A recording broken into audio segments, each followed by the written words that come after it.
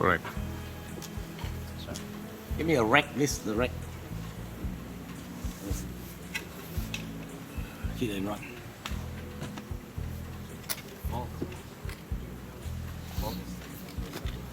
Santos want to play. Oh, Santos, yeah, he asked me. This is full. Yeah, this is one businessman gone, another one come. He likes to play with me. That's it. Santos is good for the game. Really? Club and heart, with the exact club and heart. This is actually It's my favorite hand. This is a tip for dealer. Thank you very much. I've got to play this hand. 300.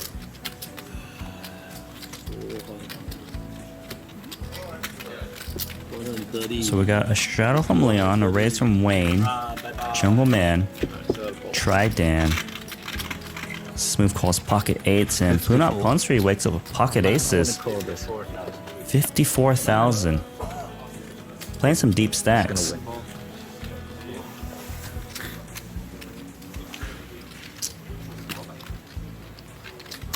Paul, I'm going tomorrow.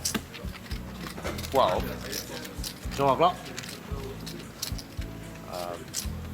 Probably won't see you. Dan Lopi calling with Thank two you very eights. much for the invitation. Can I go member? Yes. Thank you. Yeah, good luck. Thank you. Good night, Paul. No. 8. Again. And we just flop quad eights. That's the 8-9. Date with an 8.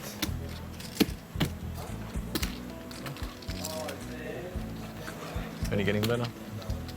Triton co-founder Paul is going to step away to let another player come in. 44. So we are playing 8-handed in a huge cash game with $1,000, $2,000 blinds, a $2,000 ante, and a 4K straddle. The hijack opens, Jungle calls in the cutoff, and then Punat squeezes from the small blind with aces. The hijack folds, and the Little Mermaid calls.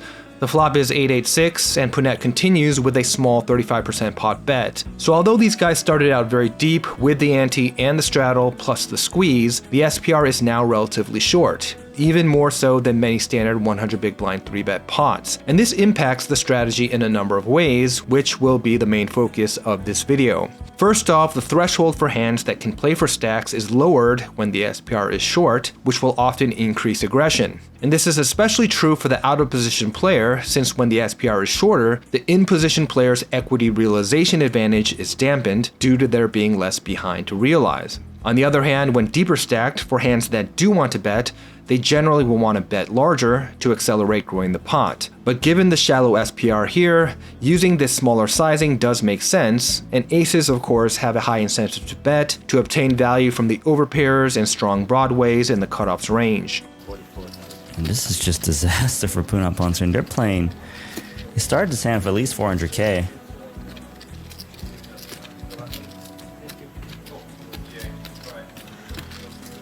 Hi. Hello. Hello.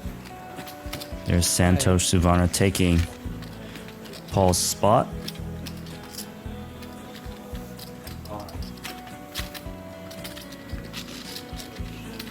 Jungle calls a small bet, which is the standard play as he needs zero protection, and in fact we see that the solver does not raise at all with full houses or better with a shorter SPR. However, when deeper stacked, we see that the solver does raise some of the time with both quads and full houses because of the greater urgency of wanting to play for a big pot, which this small bet isn't really helping with. Overall, the solver raises roughly the same amount in both sims, but instead of raising quads and full houses when the SPR is short, the machine raises more often with its stronger overpairs that are happy to get it in at this stack depth. Dan with the slow play. And that is an ace on the turn, and there is no way Punat Ponsri has a chance to get away now. He's got top boat. So the turn gives Punat a full house, and he checks, which according to the solver is obligatory, as betting here with aces loses EV compared to slow playing. So why is this?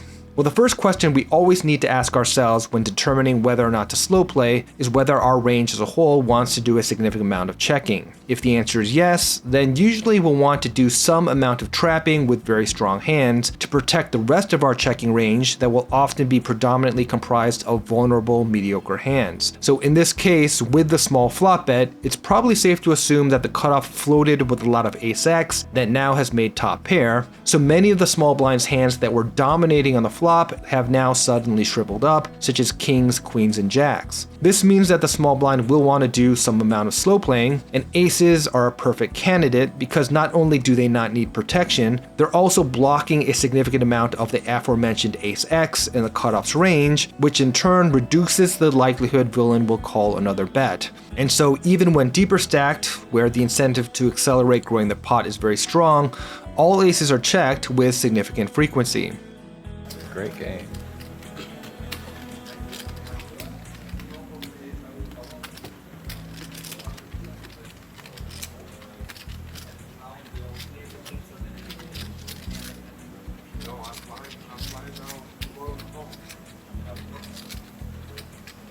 Dan Cates is going to bet his quad eights, it seems.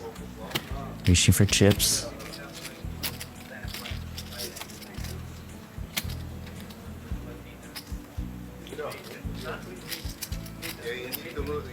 Wants to bet the turn to increase the likelihood of getting all the chips in by the river. So jungle bets small, and the dynamic we see here on the turn is very similar to the dynamic we saw on the flop. When deeper stacked, the solver checks more often, but at the same time utilizes larger sizings. In particular, in the short SPR sim, top pair, even with the weak kicker, is betting much more often, as the reverse implied odds of being dominated is diminished. And as for jungle's pocket eights, when deep stacked, basically firing any size is reasonable, but in the short SPR sim, the solver prefers a small sizing for this hand and with the rest of its betting range. In other words, because the threshold for hands that can stack off elevates when deeper, it tends to stratify bet sizings, where stronger value combos bet larger and weaker value combos bet smaller. In contrast, when shorter stacked, the bet sizes tend to be more compressed towards smaller sizings. What's roughly a third pot bet in there? Smaller bet designed to, of course, get the ace to call as well as those jacks, queens, and kings.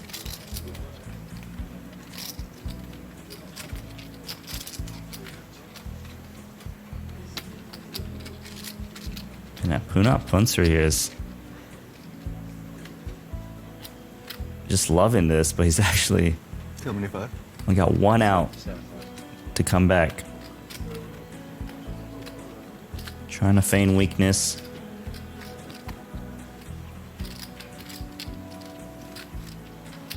$367,000 in the middle. Punat simply calls, thinking that he's slow playing his aces, and this is the standard play in both sims for the reasons we previously mentioned. Although when deeper stacked, the solver does raise some of the time.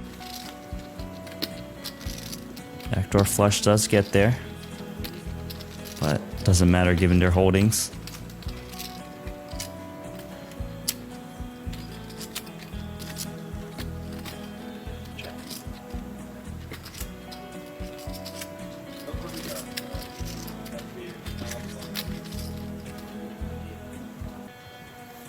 Is gonna push it all in, and Punat Prince are gonna get the bad news. Shows his aces. Oh my god. Wow. Leon. Not full. Leon. Nice. Leon. Huh? Have a look. Leon, come have a look at the hands. Nothing. So sick. Sick. Very sick.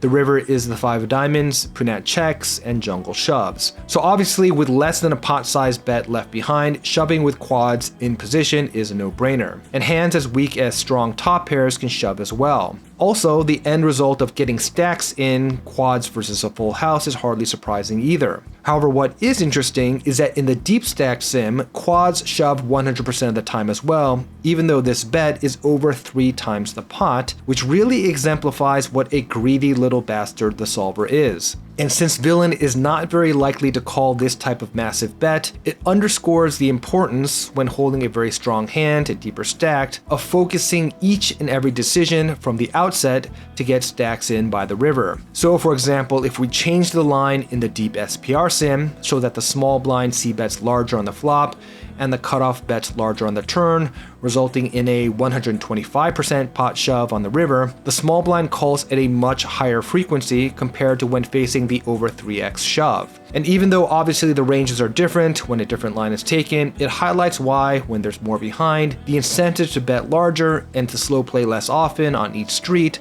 generally becomes stronger. So that's the video for today. Thanks for watching, and until next time, stay balanced. What a wicked game to play to make me feel this way. What a wicked thing to do to let me dream of you. What a wicked thing to say. You never felt this way. What a wicked